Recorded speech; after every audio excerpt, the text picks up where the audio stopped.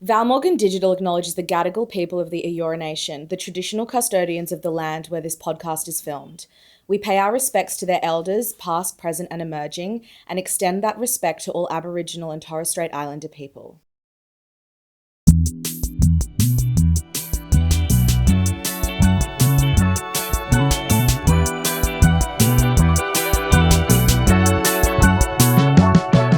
I got pulled into a meeting and my boss told me that they were giving me an official warning for plagiarism for iterating on a meme that I had published. Wait. Yeah. You've clocked into office hours with work besties Sohan and Hameda, helping you survive and thrive between 9 and 5. We believe in work and play, so get ready to crush your career and live your best life. We are talking about tips of dealing with horrible bosses today. Yes, we are. I don't think I've ever had a horrible boss, which is such a blessing and a privilege. Yeah. Because I've seen I've actually been in workplaces that have had other managers and I've been like, oh, I'm glad that's not my manager. Yeah, very true. A lot. I say I wouldn't say that I've had a horrible boss, but there's definitely been horrible situations and horrible interactions that I've had with bosses in the past, but it's taught me a lot. Yes. It has taught me a lot this one time. And actually, this person wasn't even my boss, but anyway, it's still a good story. Please, I need to hear this. So we had an interview with a really big celebrity. And when I say really big celebrity, I mean household name, everyone knows who they are. Global celebrity. Wow. We were super excited. I was producing the interview, so I came up with all of the questions, did all the prep. And then sometimes they make you sign forms of confidentiality or whatever. So on the form, when it got sent through, I noticed that my name wasn't down for being in the room, which I normally would be in for all interviews because I was producing and then someone else would be interviewing. And I messaged this person who was dealing with all the comms, who was senior to me. And I was like, hey, my name's not on the form. Are you able to just double check with them that I'll need to be there for the interview? And they were like, oh no, it should be fine. Don't worry about it. And I, being new to the workforce, I was like, oh, that doesn't sound right, but okay. I trust you. You're senior. You've got experience on me. You've done this before. Should be fine. Lo and behold, we get there. They won't let me in. And this person proceeds to tell the PR that I'm a huge fan and I would really love to go there, instead of saying that I was producing the interview and I need to be there. And I'm not even a fan. I wasn't even a fan of this person. That's so weird. Yeah, I was fuming. What did they expect was going to happen though? That they would just be able to say I was a big fan and that I could go in. I also felt so insulted because it made me come across unprofessional. Yeah, you were a random plus one, their mate who isn't actually in media at all, just really likes this person and decided to tag along. Yeah. That's so weird. When I actually wrote all the questions and did all the research and was going to edit the interview afterwards. Did they let you in? No, I waited outside. I waited in the lobby. Oh my God. Yeah, it didn't even work. No. It's not a great story.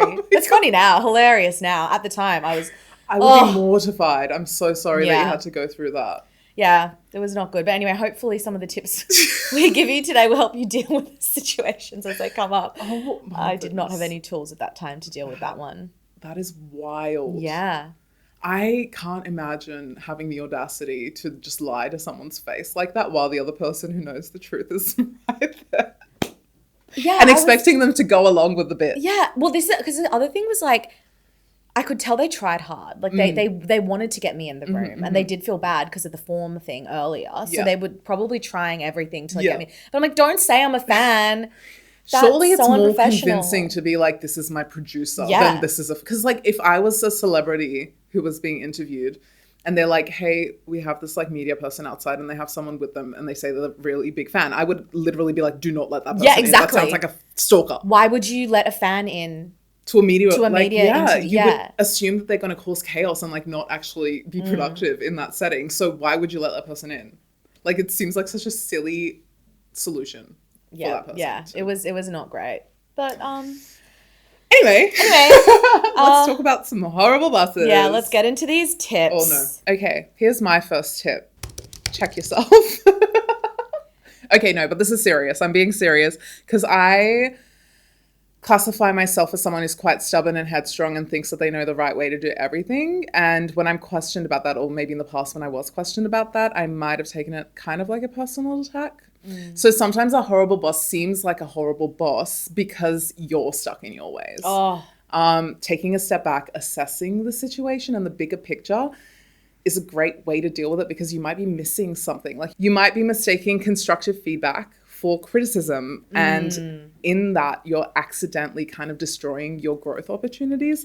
Because if you're not taking on that feedback that might have been potentially put forward as like an intention for you to be better, instead of it being an attack, which is what you'll probably interpret it like that because it's human nature, right? Of course. You're missing out. 100%. Yeah, and this is also, it kind of leads into my first tip, which is learn your boss's style. Because some bosses are like a little bit more hands-off in their communication and you don't need to take it personally. Some of them do want to get involved and like ask more questions. Some bosses love data, like detailed updates. Some bosses love really quick updates. And if you learn what your boss prefers, it's just going to make your working relationship with them a lot easier. Yeah, anticipating, predicting their needs gets you so far. I know that, and I think we say this all the time when we're giving advice. It's like, it sucks that this is the way that it works. And that's probably the reason no one thinks to tell people this. But you do kind of have to just get in the dirt and forget about your own values and, obviously not forget about your values, but I mean, like, just, what am I trying to say? No, I know. Look, here's an example, because this reminds me of a boss I had once upon a time where I learned that when they were in a good mood, like, it was a lot easier to work with them. And I know that they loved compliments. So I would start every day by complimenting them. And then I would have a great day. Amazing. And so would they. And it's like, yeah, it sucks that you have to do that. That you have to be like, okay, I have to compliment this person so that they'll treat me like a human. But that's just how people exist in the world, in the workforce. There's a lot of ego happening. And the more that you show that you're considering them, and like, even if they don't even notice that you're doing that actively. They probably won't even notice, but it will make it easier for you at the end of the day. Yes. Yeah. Hard agree. Find your anchor. And the way that I mean this is that sometimes your boss might be not the greatest, but that doesn't mean that there isn't someone else in the wider business or your team that you can look to give you that guidance and what you're seeking from someone in a managerial position that maybe your direct manager isn't giving you, and maybe you don't want to ask for because either you don't respect them, you realize that they actually might not be as competent as you'd hoped when you first started, or like you've learned that over time. Yeah. Chances are there's someone on your team that you can find to look up to inspire you, to give you that kind of gap. Yeah. And like, maybe your company has a mentorship program or something that you can sign up for to introduce you to other people in the business that can be like, you know, a safe space sounding board and give you some more guidance and things like that. Yeah. And if they don't, you maybe propose it, because it's like a fun initiative that you can champion. Similar tip, but find your allies, like whether that's, you know, mentors or even just peers that can validate your work and give perspective. It might be like a more senior colleague that you work with that you really admire and look up to. Find them. What? You were mine. Oh my God. It's so true though, because obviously Sohan was more senior than me. So anytime I was scared to pitch something or put something forward, I would love to run it by Sohan first to have eyes across it. And then when I was confident that it wasn't like absolutely horrible, because, you know, you've looked through it, you're like, oh, this is great. Usually she's like, oh my God, this is amazing. Yeah, because it was amazing.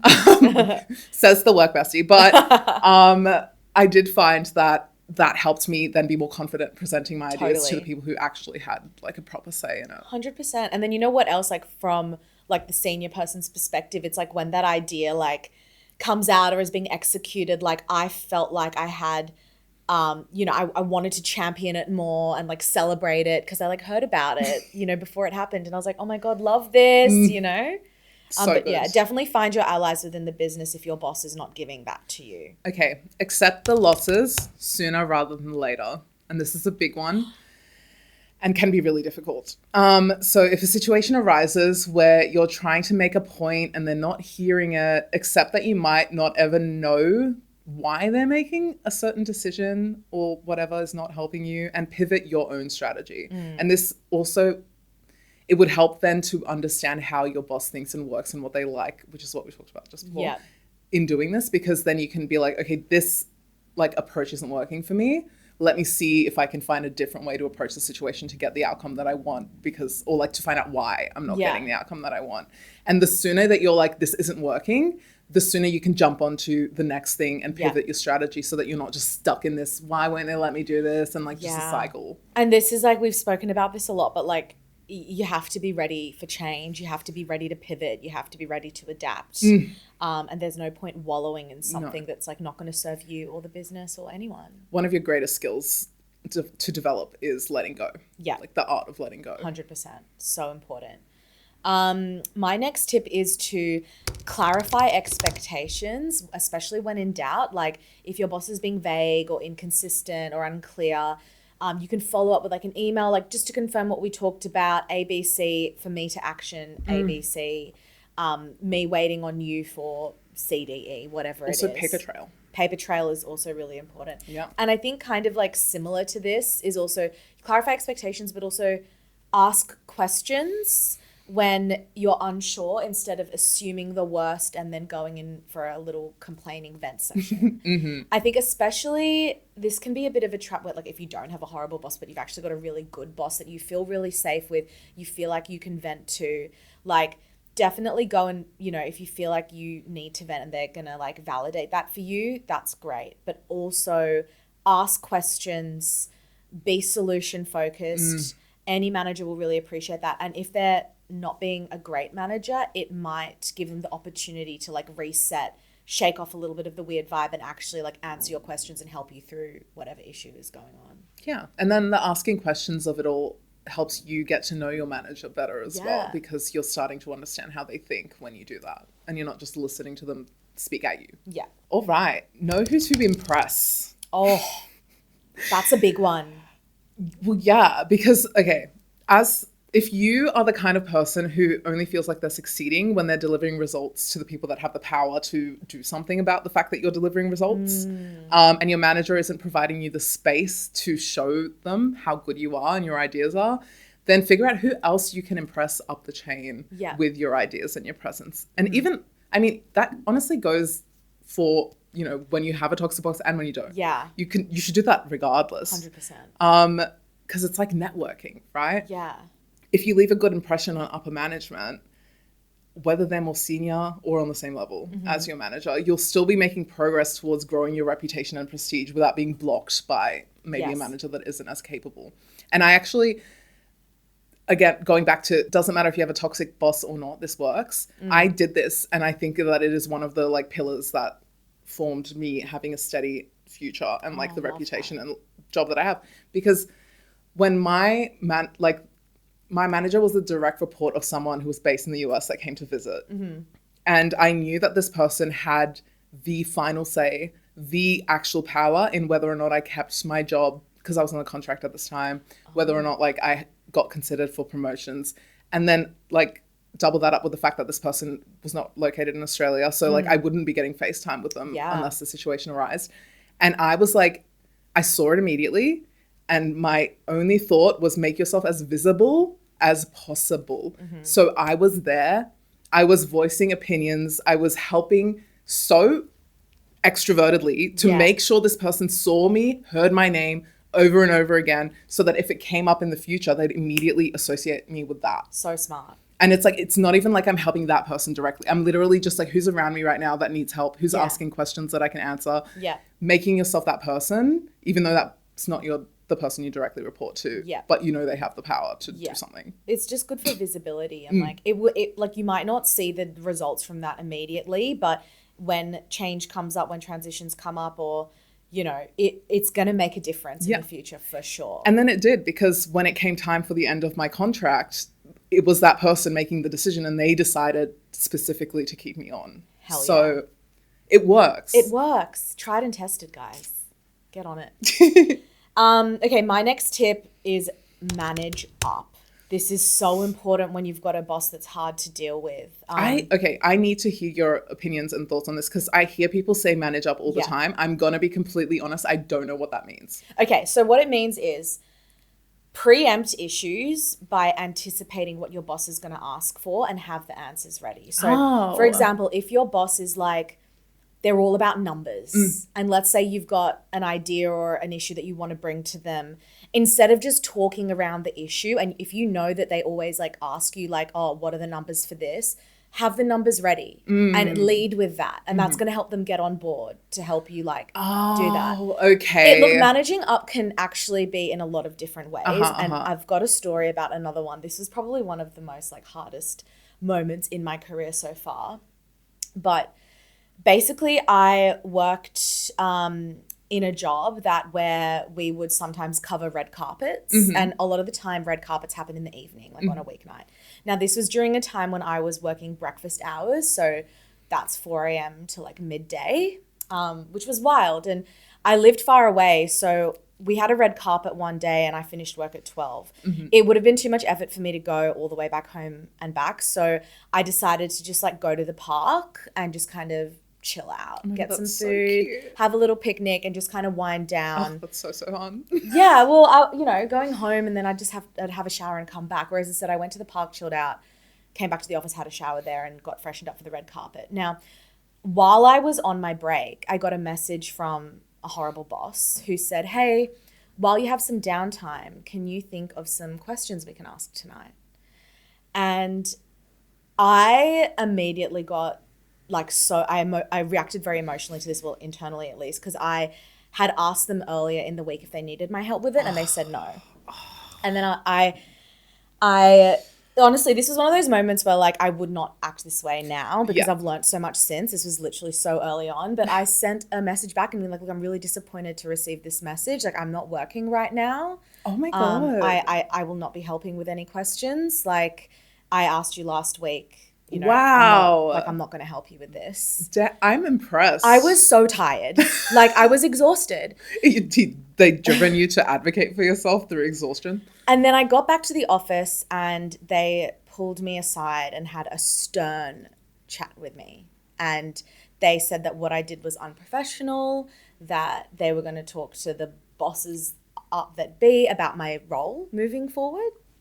And I freaked out because, if my job's on this is the first time I think that I felt like my job was on the line. And I was, I can still feel like my heart like drop in that moment. Also, these meeting rooms were all glass. So like everyone was there. It was wild. That's so brutal. I know. But what I did was I knew that this person really like valued us having a presence at these red carpet events.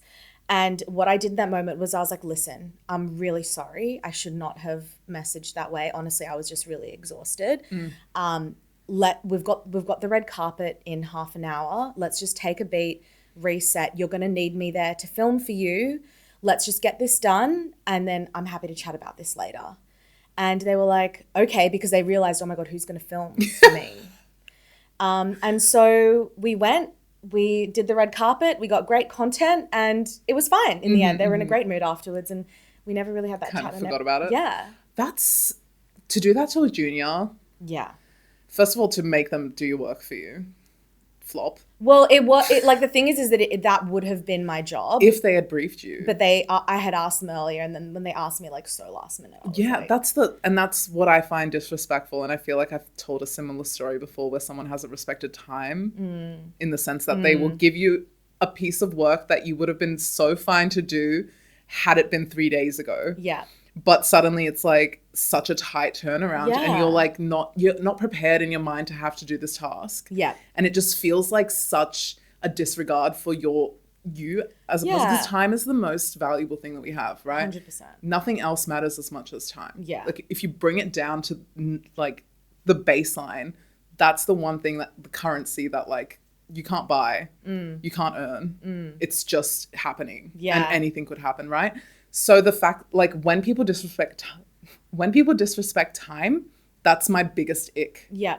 Because you're not, I don't like that. Especially because I was working like such early hours and like they weren't. So I felt like there was a lot of disregard for like the fact that I was awake at 3 a.m. that morning. Yeah, that's what the problem stems from for me. It's not them asking you for that particular task.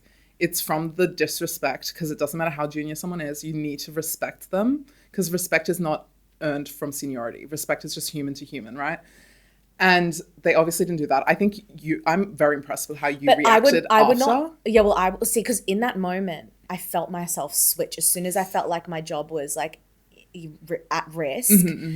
I don't know. I was like an out of body experience. Like my voice was wavering before, and then it just like stopped, and I just like managed up, anticipated what like my boss at the time, what I knew that they wanted, and like focused on that to like, you know, de-escalate. But I think if this happened to me now, I would definitely handle it differently. And what I probably do was I'd come up with a couple of questions. I wouldn't spend longer than like half an hour on it. And then I would talk to them the next day and be like, hey, like, happy to help out whenever you need. I just really appreciate if you would give me some notice so that I'm not doing it when I'm clocked off. And then just, that's the perfect way to handle it. But I also don't follow what I did. Well, yeah, but you didn't have the tools. I didn't have the tools, but that was, I think, the first time I had practiced managing up in that way, and it worked. So what we can all learn from this is take the time to learn the style of your boss, what they like, what they value, and use that when you're communicating with them, because it will just help you get through to them when you need to. Speak their language. Speak their language, yeah. Okay. My next one is give feedback. Oh. And this is a practice that I don't preach. No. Yeah. That's this is me preaching something I don't practice. That's the right way to say that. Yeah. Because I'm so bad with feedback, only because I feel like people should be self-aware, even though sometimes I'm not. That's just how I roll. No, but like, because I'm expecting someone to be self-aware and to know the things that I could potentially be giving them feedback on, it's so hard for me to want to give feedback. I'm like, this is so much extra time out of my own day, my own effort. Like, why do I care? But it's so valuable to provide feedback to your leaders, because you might not be communicating to them necessarily what you need to be. I've been in situations where I found myself frustrated with a manager only to find out later that it's literally just because I had never actually said the thing. Yeah, I just assumed that they would know. Right. And when they found out the thing, they immediately switched up their behavior and were like the best manager ever. Okay. And like, obviously in the future, I look back and I'm like, wow, that was such a great manager. But in the time, because I wasn't actually communicating my needs, they didn't know what I needed. And I think that's something we fall into a lot when we're younger in the workforce. It's kind of because in school, people have been trained to like deal with you in a certain way. Like that's their whole job. Versus when someone's a manager, yes, they should have good leadership training. Unfortunately, that's something more recent that's been happening. Yeah. And they might not actually understand how leadership works. And it's the whole managing up thing. It's the communicating your needs, giving feedback. If you're uncomfortable because your boss is actually truly toxic and like a terrible boss and it has it out for you, see if there's some kind of anonymous survey that you can do. Like sometimes companies will have like HR practices in place where you can give an anonymous review for like a leader. I also think like at the time of performance reviews, whenever that is, that's a good time to raise the question, like maybe not to your direct manager who's a really toxic manager, but to the HR or people team, is to be like, are there any avenues where we can give feedback on leaders? Yes. Yep. At this 100%. Time. Yep. And then if there's not office-wide one, I'm sure they would find a way for you to give them the feedback directly and then they can figure it out themselves. Yeah. That's so interesting. I also want to ask, like, do you think it's on the manager to create a space where you can give feedback, or do you think it's on the team member to take it upon themselves to give that feedback? I think a good manager will ask for feedback. I think, or seek it out, even if they're not directly asking, ask questions around it to understand whether or not they're like the person that they're managing. And this is coming from someone who's never been a manager in their life, by the way. But like, just basically creating that environment. Yeah. I think a bad manager doesn't create that environment, doesn't ask. Even if they're asking for feedback, sometimes it can feel more like I can't actually answer that and feel safe. So I'm just going to be like, oh, I love it. Yeah. And sometimes that does happen. Or like you don't want to hurt their feelings. Yeah. So I think the actual onus is on the manager to create that space. Yeah. I think and to like seek out the feedback even when their team feels like they like you too much to, it's like, no, like let's talk about it. Let's be real for a hot second. Yeah. What about you as a manager? I mean, as a manager, I think it's important for the manager to create a space where you can give feedback. I think something that I'm still learning is how to do that in a way where people feel comfortable being honest. Yeah. Because I've asked for feedback before and people are like, yeah, great, sounds great. And I'm like, but really? Yeah. And I really do want to know. Yeah. And I'm still kind of learning the best way of doing that. Mm-hmm. But, you know, performance review time's coming up. So maybe I'll send some surveys out and we'll see. We'll read them out on the No, I'm just kidding. As someone who doesn't do feedback surveys, good luck with that. Okay, yeah. Okay, my next tip is to keep calm in chaos, because I feel like bad bosses sometimes can thrive on drama and don't react. Like, even though you might be feeling it internally, don't feed the fire with an emotional reaction. Like, stay calm, kind of like the story I told earlier. Like, if, you know, take yourself out of your body for a hot second, pretend to be someone that you admire. That's like a good tactic. Is if you are really struggling, just try and switch. Like, who do I admire? Let me just pretend to be them in this conversation real quick. Oh my God. But yeah, keep calm when things are chaotic, because if you don't, it could go bad. Have you ever had a manager that's like kind of thrived in the chaos and like catastrophized things and like loved the drama, and then like it made your life Honestly, no, I haven't. But I think situations when they become chaotic, and especially with bad bosses, like, you don't want to be feeding that fire. No. If you just stay calm, you're like protecting yourself. So that's what 100%. I would say for that one. And my next tip is also play the long game. Don't think short term. Sometimes you've just got to accept that you can't fix the boss.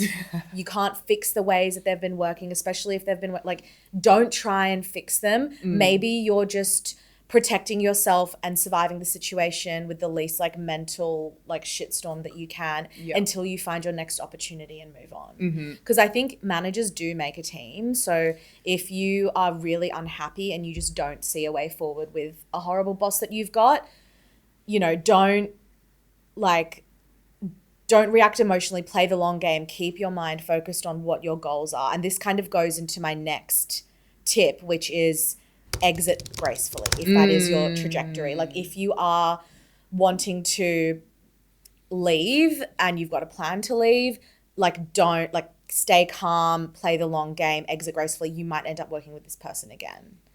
And I have a quick story about this, actually. One time I had a boss. I didn't have this boss for very long, but I got pulled into a meeting. And just for context, like, this was years ago. So the social media landscape was a little bit different. I got pulled into a meeting and my boss told me that they were giving me an official warning for plagiarism for iterating on a meme that I had published. So we know what memes are, right? Like, yeah. It is an iteration of a joke or an idea that you like change tiny things or like change the image or change the text. A meme is a format. It's a template. So this boss obviously didn't understand that and gave me an official warning for plagiarism.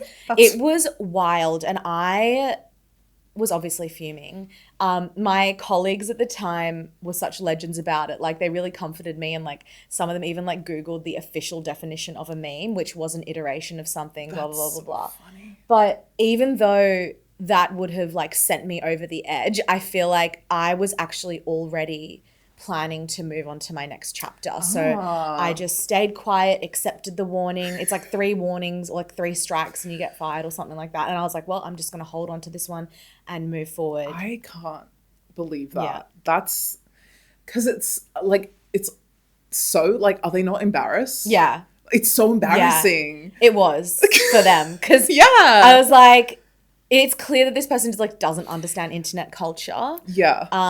But you know, I don't know what they were trying to do by giving me a warning for plagiarism, but maybe someone complained. I don't know. I feel like plagiarism is such like, when you're creating anything, being accused of plagiarism is like being accused of murder. Yeah, it's like I would never plagiarize something. No, it's so insulting. Yeah. And the fact that it was a meme is hilarious because it's so obviously like, you can be debunked so fast. Yeah.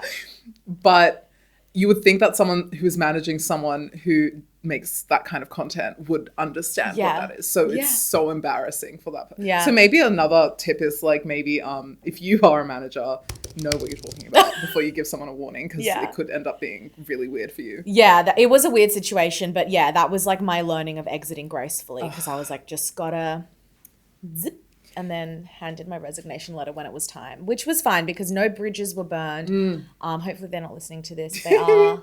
Shayla, thank you for everything. Whatever. I don't want to work for you. Yeah, I wouldn't work so I don't care if you're listening. No, just kidding. But I also feel like exit gracefully, don't burn bridges. So smart on the advice for like, because we said it so many times, every industry you work for, it's going to be a small little pond. Yeah. You're going to end up working with these people again. Yeah. So you don't want to leave a bad taste in their mouth. Not worth it. No. Not worth it. It might feel nice in the moment to get the emotion out, but like, yeah, as you've said before, crash out at home. Safe space. Yeah. Wait for the safe space. So I feel like that's all the tips we have to give for now. I would say they're very good tips, personally. But I think also like something to take away from this, which is what I feel like I learned from our previous episode with Mandy, who is our boss, is it is on you to advocate for yourself, be visible, be proactive, show what you're doing. If your boss is disinterested or ignoring you or like not investing time in you, don't let that affect you and hole up and like let that infiltrate your strategy for your career. Be proactive, go to them, manage up. If you feel like there's no strategy that's been communicated, come up with some ideas and present it to them, because it's so true that it's on you to grow your own career. Unfortunately. Yeah. Or fortunately. And if you're lucky, you'll have a manager that really supports that and supports you and creates opportunities for you. But, you know, they're not everywhere. So take it upon yourself. Take back control of that. Yeah. And then be a great manager one day. Office Hours with Sohan and Hameda is a Val Morgan Digital production and part of the BuzzFeed Australia network. Have a question or topic you want us to cover or a workplace dilemma you want us to unpack? Send us a DM on Instagram at officehoursbf or drop us an email on officehours@valmorgan.com.au. For more, follow us on Instagram and TikTok at officehoursbf. You can follow Sohan on socials at Sohan Judge and follow Hameda on socials at It's Hameda. Our music is by Jasic. Make sure to hit subscribe or follow so you don't miss an episode. And if you like what you hear, please rate us 5 stars and tell your friends to clock in.